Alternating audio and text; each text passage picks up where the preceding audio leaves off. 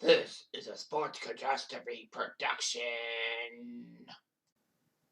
Hey there, Heather, ho there. It's Jeff Cutter Diamond. Welcome you to another Sports Catastrophe on this day. And on this day, November the 5th, 1994, a fight of the ages would happen. This was for the lineal heavyweight championship of the world. It was Michael Moore, who was 35 and donut, headed into the fight taking on the 72-4 George Foreman. Now, this was huge because Michael Moore was the heavyweight champion of the world. He defeated Evander Holyfield by decision in April of '94 to get the title. So Michael Moore was the champion. And George Foreman, who was 45, was on the comeback trail for several years and decided to end his retirement. He had a chance for Holyfield's title in '91, but was defeated on points. Foreman also didn't fight in a match since losing to Tommy Morrison for the WBO championship in '93.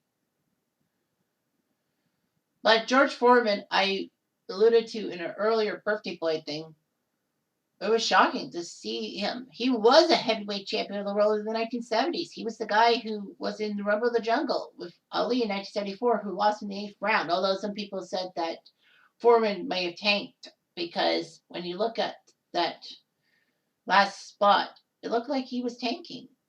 Why, I don't know. But anyway, Foreman wanted to go for the title. It was rumored that Lennox Lewis was going to go against Michael Moore. That would unify the heavyweight titles. But Moore said, no way, I don't want Lennox Lewis at all. Then Foreman would actually issue a challenge to Michael Moore. And Michael Moore decided to accept Foreman's challenge for the WBA, IBF, and the lineal title. The WBC was still Lennox Lewis's. So November 5th, 1994, at the MGM Grand in Paradise, Nevada. The fight almost didn't take place because the WBA didn't have Foreman on its list of contenders and couldn't sanction the belt. And the IBF installed Foreman as its 8th-ranked contender. Did offer sanctioning, but the WBA warned Moore that regardless of what happened, he could be stripped of their title if he went forward with the Foreman fight.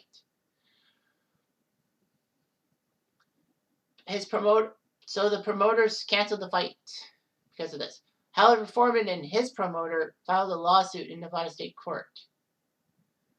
And it alleged that the WBA colluded with others to discriminate against Foreman and to force Moore to honor the contract they had signed. And the complainants won the injunction against the WBA. The judge said that the organization acted capriciously. And as long as he had medical clearance from Nevada doctors, Foreman could be fighting for the WBA belt. And they did. HBO had the fight with HBO World Championship Boxing with Jim Lampley and Larry Merchant.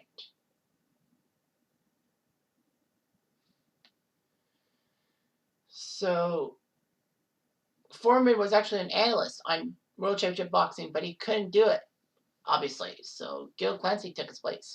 So Joe Cortez, one of the most iconic referees in boxing, was the referee.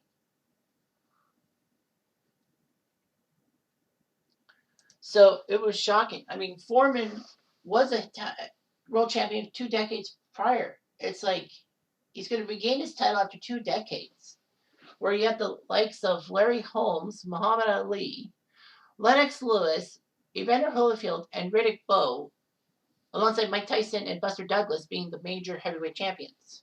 Anyhow, Foreman said the fight was to lay out the ghost from the Rumble of the Jungle to rest, where Ali beat Foreman, who was previously undefeated, and after Foreman crushed Joe Frazier in Jamaica in that 2-round match. Foreman actually wore the same red trunks he wore in Zaire 2 decades prior, and Angelo Dundee was in his corner. Wow.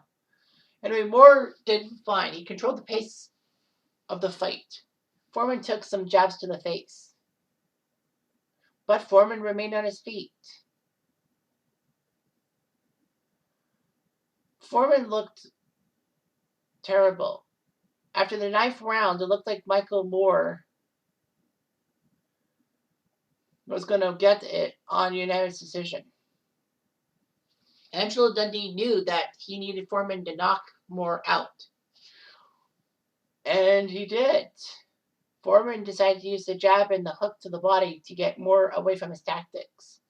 Foreman looked good, and a final right got Moore flush on the jaw. It actually broke Moore's mouthpiece and cut his lip. Moore fell to the canvas on his back, and Joe Cortez counted. He couldn't do it. Michael Moore couldn't beat the count. And everyone remembers Jim Lampley's call on HBO.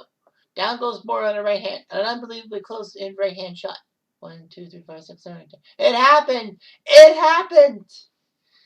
It did indeed. Foreman shocked the world by taking out Michael Moore, who was undefeated heading into the fight. And ironically, after Foreman was stopped being undefeated by Muhammad Ali in the Rumble in the Jungle, 2 decades later, he stopped a previously undefeated champion himself. It was just shock. All that. George Foreman, at 45 years and 360 days old, beat Jersey Joe Walcott's record for the oldest man to win the heavyweight title by 8 years. In fact, he was the first man to regain a title in any division 20 years after losing it. And on top of that, no heavyweight champion had beaten an opponent 19 years his junior to win a title. It was just amazing. Foreman had exercised the ghost of Zaire. Foreman was going to try to face Mike Tyson for a super fight. However, the WBA demanded that he face Tony Tucker. But because of Tony Tucker being promoted by Don King, and Foreman hates Don King and all that, Foreman decided to be stripped of the WBA belt. Foreman decided to fight German Axel Schultz for the IBF title, which he won by majority decision. There was controversy. A rematch was ordered, and Foreman refused to defend that title, hoping for a rematch with Moore or Holyfield, or even Riddick Bowe. So he relinquished his IBF title. However, he would still be the lineal champion until losing to Shannon Briggs in 1997.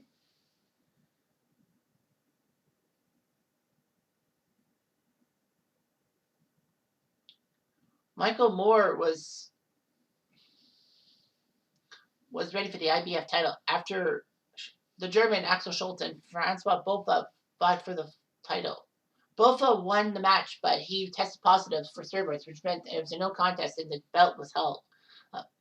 Michael Moore won the IBF title over Schultz by split decision. Moore would face Holyfield for the IBF title. Holyfield won the WBA heavyweight belt after his controversial matches with Mike Tyson. Holyfield crushed Michael Moore, and Moore would actually retire for 3 years. Foreman would settle back into his life as a preacher, author, preachman, and motivational speaker.